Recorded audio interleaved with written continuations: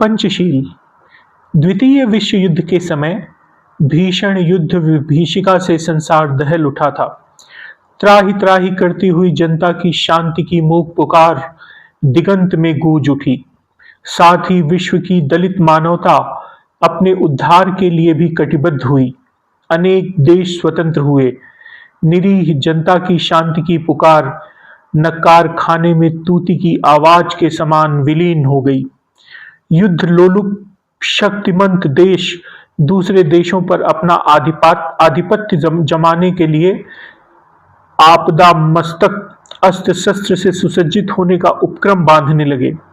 व्यापक शस्त्रीकरण की प्रतियोगिता आज भी चल रही है। अतः युद्ध का आतंक आज भी जनमन में गरज रहा है। जनवादी और पूंजीवादी शक्तियों में संघर्ष है। इस संघर्ष के तनाव को ढीला करने के प्रयत्न भी असफल रहे। कोरिया का संघर्ष हुआ। इंडोनेशिया पर भी युद्ध के बादल छाए।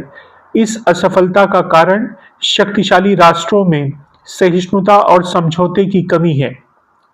पारस्परिक रक्षा संधियां भी हुई, पर सामूहिक सुरक्षा योजना भी सफल नहीं हो सकी, क्योंकि उनका उद्देश्य शक्तिशाली देशों को अपने पक्ष में मत निर्माण करना तथा विपक्ष को आतंकित करना था। इस नृशंस और युद्ध जर्जर वातावरण में भी हमारे देश ने शांति पर अटल विश्वास जमाए रखा है। हमारे देश के सांस्कृतिक और समन्वयात्मक संदेश के एक प्रमुख वाहक श्री नेहरू जी इस विचार के प्रचारक हैं कि विश्व राजनीति के जटिल से जटिल प्रश्न शांतिपूर्ण ढंग से सुलझाए जा सकते हैं। इसी सिद्धांत पर कोरिया तथा इंडोनेशिया में युद्ध विराम संभव हो सका। शांतिपूर्ण उपायों का प्रयोग आरंभ हुआ। इस सब शांति योजना में एक सिद्धांत कार्य कर रहा है।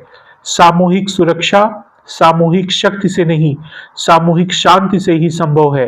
भारत की विदेश नीति का यह दृढ़ आधार है। संसार के सम्मुख एक बड़ा प्रश्न यह है, क्या विरोधी सिद्धांतों वाले सभी देशों का शांतिपूर्ण सह अस्तित्व संभव नहीं है? भारत की इस संबंध में आशावादी नीति है। उसे इस शांतिपूर्ण सह अस्तित्व की पूर्ण आशा ही नहीं, उस पर पूर्ण विश्वास भी है। अन्य देश भी इससे सहमत हैं। प्रसिद्ध चाउ एन लाई नेहरू वक्तव्य इसका प्रमाण है। इसकी संभावनाओं को दृढ़ करने के लिए पंचशील की उद्भावना हुई है। ये 5 सिद्धांत इस प्रकार हैं। एक दूसरे की राष्ट्रीय एकता और सत्ता के प्रति आदर की भावना। 2 अनाक्रमण नीति। 3 एक दूसरे के आंतरिक प्रश्नों में हस्तक्षेप न करने की नीति। 4 समानता का भाव तथा पारस्परिक लाभ। 5 शांतिपूर्ण सह अस्तित्व। इन सिद्धांतों पर सामूहिक शांति और सुरक्षा का भवन खड़ा हो सकता है। भारत की इस नीति के प्रति सहानुभूति भी जगी है और आलोचना भी हुई है, किंतु समस्त एशिया तथा पाश्चात्य जगत भारत के पक्ष की निष्पक्षता और यथार्थता का धीरे धीरे अनुभव कर रहा है।